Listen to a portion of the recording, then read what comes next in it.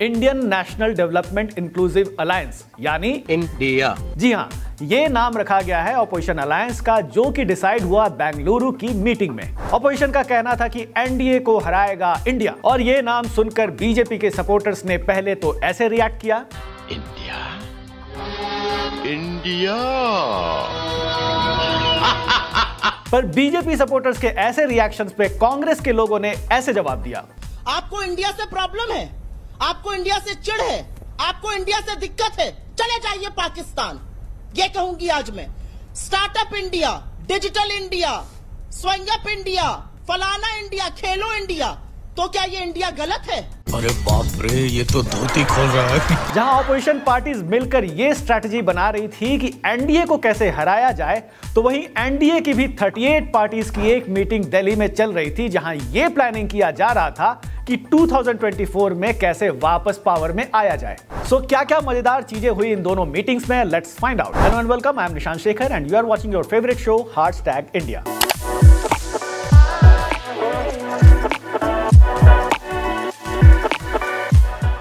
पटना में पहली मीटिंग के बाद दूसरी मीटिंग वैसे शिमला के हसीन वादियों में होने वाली थी, पर वहां मौसम बिगड़ गया, लगातार बारिश होने लगी, सैलाब आ गया, तो मीटिंग का वेन्यू शिमला से बदलकर बेंगलुरु रख दिया गया। वैसे इस बार बारिश से वाकई काफी तबाही हो गई, काफी लोगों के घर बह गए। हिमाचल तो हिमाचल, दिल्ली में भी फ्लड जैसा सिचुएशन हो गया, यमुना का लेवल डेंजर मार्क क्रॉस कर गया, और हमारे लीडर्स हर बार की तरह प्रॉब्लम सॉल्व करने की जगह ब्लेम गेम खेलने लग गए। ये प्रॉब्लम्स कभी भी सॉल्व नहीं करनी चाहिए, बल्कि इनका इशू बनाकर राजनीति खेलनी चाहिए। Very good. वैसे फ्लडिंग का एक कारण इलीगल इंक्रोचमेंट भी है, पर जब भी रियल एस्टेट वालों को रूल्स बताया जाता है तो उनका रिएक्शन ऐसा होता है, क्या जमाना आ गया है। एक तरफ हम चांद पे जाने की कोशिश कर रहे हैं, तो दूसरी तरफ बेसिक प्रॉब्लम्स को भी सॉल्व नहीं कर पा रहे। खैर, हम चलते हैं बेंगलुरु, जहां 26 अपोजिशन पार्टीज की मीटिंग हुई। 26 बताना इसलिए जरूरी है क्योंकि पटना की मीटिंग में सिर्फ 16 पार्टी साथ आए थे, मतलब मुट्ठी बंद रही है, और शायद इसीलिए इस बार मीटिंग्स के पोस्टर पे लिखा था यूनाइटेड वी स्टैंड। मीटिंग में सबसे पहले अलायंस का नाम डिसाइड हुआ।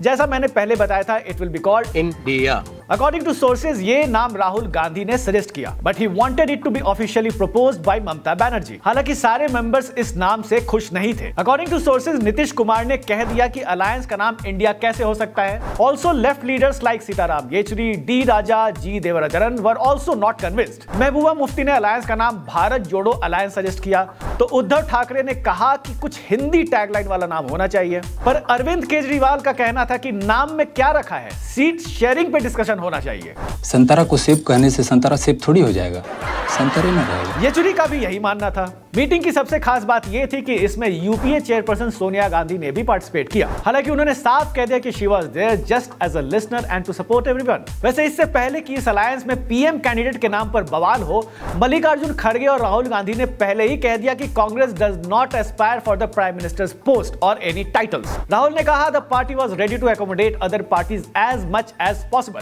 क्या बात है। कांग्रेस में से काफी फूक के कदम रख रही है, इस बार काफी अकोमोडेटिव भी साउंड कर रही है। अब लास्ट मीटिंग की ही बात है, मल्लिकार्जुन खड़गे और आप लीडर संजय सिंह में दिल्ली ऑर्डिनेंस को लेकर काफी बहस हो गई थी, और आपने कह दिया था कि अगर कांग्रेस दिल्ली ऑर्डिनेंस को अपोज नहीं करेगी तो आम आदमी पार्टी सेकंड मीटिंग में पार्टिसिपेट भी नहीं करेगी। मेरे को जाना नहीं है तुम्हारे साथ। पर सेकंड मीटिंग से पहले ही Congress agreed to support AAP in their protest against the Delhi ordinance, and then AAP was like this, तो राम निकला रे, देव मानुस निकला। हालांकि अभी ममता और लेफ्ट पार्टीज के बीच दूरी कम करना जरूरी है। मीटिंग के एक दिन पहले सीताराम येचुरी ने कह दिया था कि secular parties along with the left and the Congress will take on the BJP as well as TMC in Bengal. Ouch!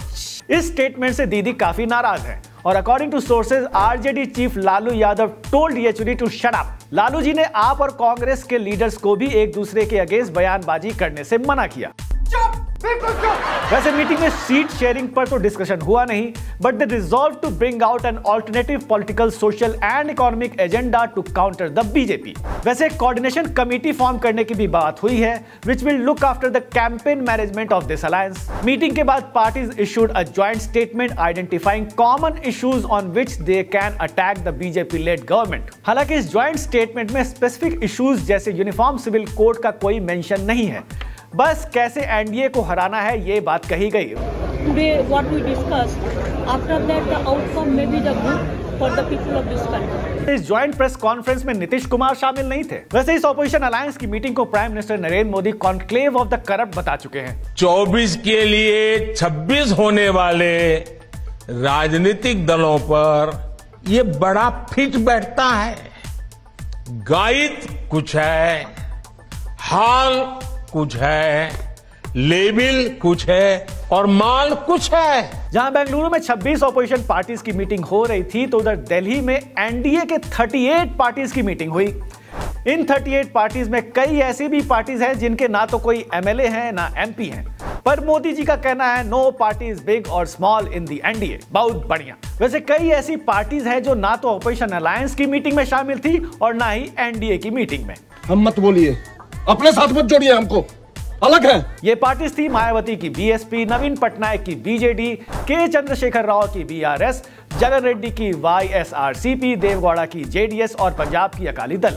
Others missing from the meeting were Badruddin Ajmal's AIUDF, Owaisi's AIMIM and Om Prakash Chautala's INLD. खैर, ऑपोजिशन की अगली मीटिंग मुंबई में होगी, जहां seat sharing और इस alliance का conveyor कौन होगा उस पर डिस्कशन हो सकता है। तब तक बीजेपी को यह सोचना होगा कि इंडिया को कैसे हराया जाए। वो इंडिया नहीं, वो इंडिया।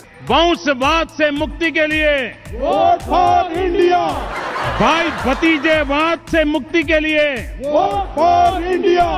भ्रष्टाचार से मुक्ति के लिए वोट फॉर इंडिया। महंगाई से मुक्ति के लिए वोट फॉर इंडिया। मजा आया। Well that's all for now. आपको ये वीडियो कैसा लगा हमें कमेंट सेक्शन में बताइए and do not forget to subscribe to our channel Indian Express and Jansatta.